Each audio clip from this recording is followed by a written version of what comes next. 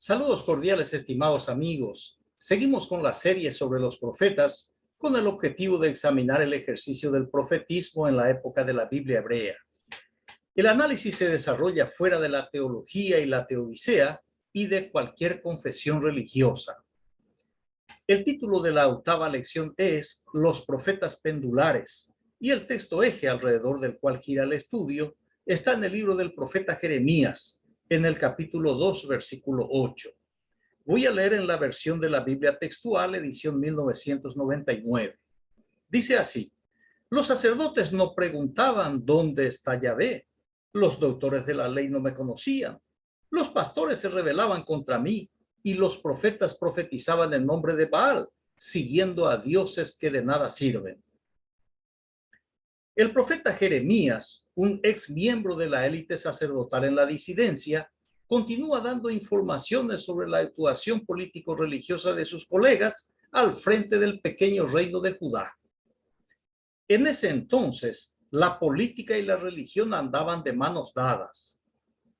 Cuando el profeta Jeremías actuaba en el núcleo religioso, habrá querido introducir algún tipo de cambio en la conducta del clero, pero fue resistido y combatido. Era un hombre inteligente que sabía mucho y deseaba seguramente corregir errores y reducir los abusos que se cometían en el nombre del Dios Yahvé. Pero sus colegas no le permitieron, así que fue excomulgado y constantemente perseguido. La experiencia de Jeremías es semejante al de Martín Lutero, el fraile alemán reconocido como el reformista de la Iglesia Católica Romana. Tal reforma nunca se realizó, pero el teólogo fue perseguido y excomulgado. Nacieron las iglesias protestantes y evangélicas, pero la Iglesia Católica sigue siendo la misma en su doctrina política, social y religiosa. De igual manera, la estructura del reino de sacerdotes del dios edomita Yahvé tenía la misma unidad milagrosa, y no fue por la intervención de la deidad, sino por el férreo control de los religiosos aplicado a todas las áreas del liderazgo nacional. En lo jurídico, creaban las leyes, nombraban jueces y ejercían el derecho. En lo económico, administraban los ingresos en concepto de impuestos religiosos, de las ofrendas varias, de la venta de animales para el sacrificio, de la venta de moneda sagrada, etc. Además, el templo funcionaba como una bodega de banco donde se guardaba el tesoro del reino. En lo religioso, creaban decretos y ordenanzas y oficializaban tradiciones y señalaban al pueblo lo que debía y en quién debía creer, con penas extremas de ejecución a pedradas. En lo social, controlaban las costumbres alimenticias y las actividades religiosas anuales. En lo político, tenían en sus manos al rey de turno, y según Deuteronomio 17:18, la tarea número 1 del monarca al asumir el cargo es efectuar una copia de la ley de Moisés para que aprenda a temer a Yahvé, entiéndase, para que aprenda a temer a los sacerdotes. Este control total de los poderosos religiosos, usted lo puede observar en toda la extensión de la Biblia hebrea. Muy bien, con esta presentación introductoria, vayamos a la queja del dios madianita Yahvé, o lo que es lo mismo, al reclamo efectuado por el profeta Jeremías a sus ex colegas. Lo hace en nombre de la deidad que habita en el Sancta Sanctorum del Templo de Salomón. Los sacerdotes no preguntaban ¿dónde está Yahvé? Los sacerdotes de Yahvé no necesitaban de su dios principal, habiendo otros dioses en la región que les ofrecían lo que Yahvé no les brindaba, porque nadie deja a un dios cuando es milagrero y cumple su palabra. Pero el dios Yahvé es el resultado de la propaganda piadosa promovida por sus sacerdotes, en la cual ni ellos ni el pueblo creían. Ezequiel capítulo 22, versículo 26 dice: sus sacerdotes han violado mi ley y profanado mis cosas sagradas. No han hecho diferencia entre lo sagrado y lo profano. ni han enseñado a distinguir entre lo puro y lo impuro. Se han tapado los ojos para no ver mis sábados, y yo he sido deshonrado en medio de ellos. Los doctores de la ley no me conocían. Los jueces que administraban la justicia en base a la ley de Yahvé sencillamente dejaban de lado al Dios Yahvé y a su ley. Los jueces sabían que nadie fiscalizaba su trabajo y que Yahvé no tenía el poder para hacerlo, de modo que operaban impía e impunemente. Miqueas capítulo 7, versículos 3 y 4, hasta la primera parte del versículo 4 dice: adiestran sus manos para el mal, el príncipe impone exigencias, el juez actúa por soborno, el poderoso declara su propia codicia y él y ellos lo traman. Su bondad es como un cardo, su rectitud como un espino. Los pastores se rebelaban contra mí, dice también el profeta Jeremías. En el Antiguo Oriente, a todos los reyes se le daba el título de pastor, y en el pueblo santo, los monarcas danzaban al son del ritmo impuesto por los sacerdotes. De resistirse, se los eliminaba tranquilamente, como el caso del rey Amón, hijo de Manasés, o Salomón, hijo del amante de David, que con la ayuda de los sacerdotes usurpó el trono que por derecho pertenecían a los hijos legítimos de David. Subió al trono Salomón y con el apoyo sacerdotal mandó asesinar a sus hermanos para que no reclamaran el reino. Que los pastores se rebelaron contra Yahvé no es ninguna novedad, porque fue así desde el principio. En Judá había templo para todos los dioses que estaban de moda en la región, incluso edificados por el pastor más sabio de Israel, el rey Salomón. Cuando cayó el reino de Judá, según Ezequiel, el templo de Yahvé estaba repleto de muchos dioses y todavía se practicaba en su interior la prostitución sagrada en honor a Astarte, la diosa consorte de Yahvé, la ex de su rival Baal. Ezequiel capítulo 22, versículo 27 dice: sus jefes en medio de ella son como lobos que desgarran su presa, que derraman sangre, matando a las personas para robar sus bienes.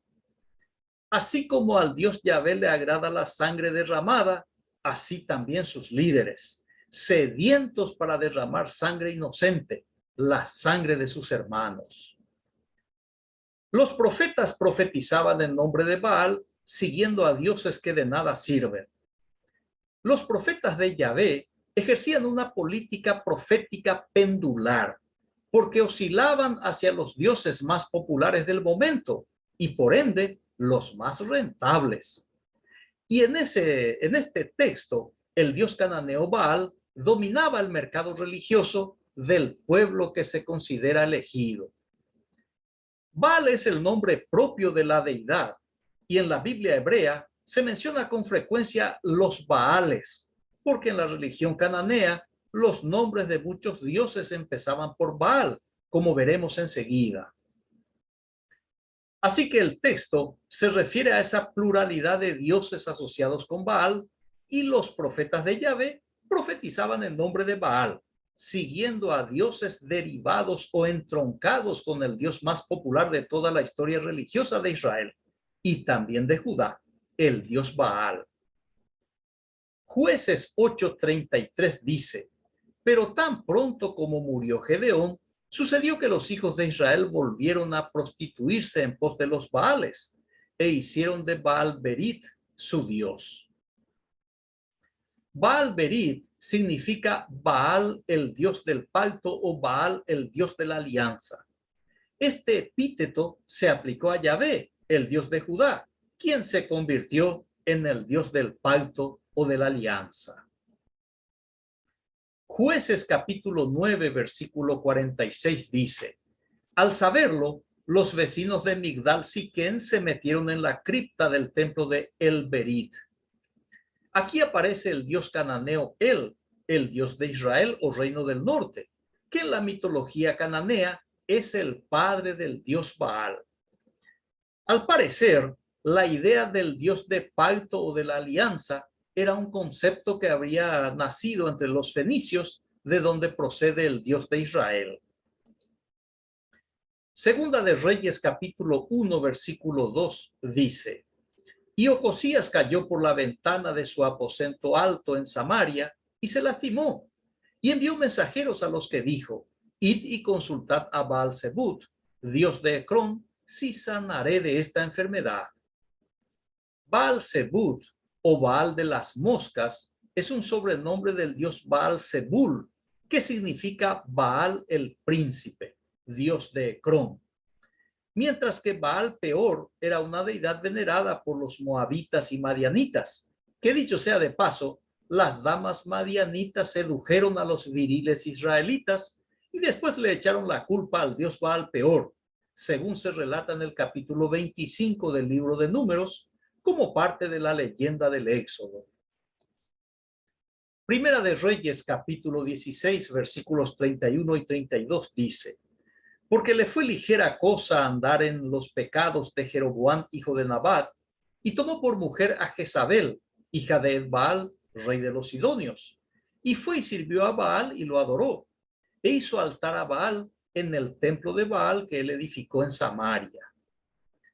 En el reino del norte, el dios Baal tuvo su templo en Samaria, con un equipo de sacerdotes que dependía del estado de Israel, del reino del norte, igual que el reino de Judá. Todo indica que el dios Yahvé tuvo poca o ninguna influencia en el reino del norte, donde imperaba el Adonai o Baal el Señor, epíteto que se aplicó a Yahvé como Señor.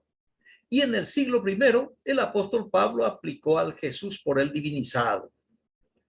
Veamos ahora qué pasa en el reino del sur. Segunda de Reyes, capítulo 23, versículo 4. Entonces mandó el rey al sumo sacerdote Hilcías, a los sacerdotes de segundo orden y a los guardianes de la puerta, que sacasen del templo de Jehová todos los utensilios que habían sido hechos para Baal, para Acera y para todo el ejército de los cielos, y los quemó fuera de Jerusalén en el campo de Cedrón, e hizo llevar las cenizas de ellos a Betel. Esta fue la supuesta reforma religiosa bajo el reinado de Josías, faltando menos de 50 años para la caída del reino de Judá. Por el nulo efecto que tuvo en el templo y en el pueblo, es muy probable que haya sido apenas un maquillaje literario piadoso, más de naturaleza propagandista que reformista. Porque en menos de un siglo, tras la caída del reino de Judá, el profeta Ezequiel cita todos los dioses que eran adorados dentro del templo de Salomón. Pero sobre todo y en relación con nuestro estudio, Ezequiel nos cuenta cuál fue la deidad que permanecía en la puerta del dios temanita Yahvé. Ezequiel capítulo 8, versículo 5 dice: Él me dijo: hijo de hombre, mira hacia el norte.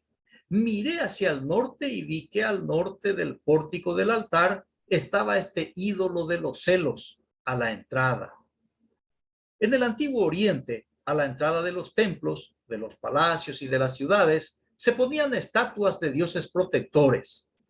En este texto, el ídolo alude a la estatua del dios Baal, identificado como el de los celos, considerando el celo que Yahvé tenía de su colega, el dios Baal, su eterno rival.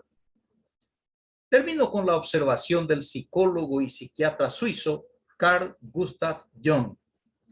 El péndulo de la mente alterna entre sentido y sin sentido, no entre el bien y el mal.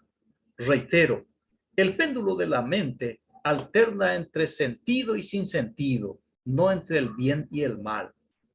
Muy bien, agradezco su amable atención, reciba un fraterno abrazo y hasta el próximo estudio. Gracias.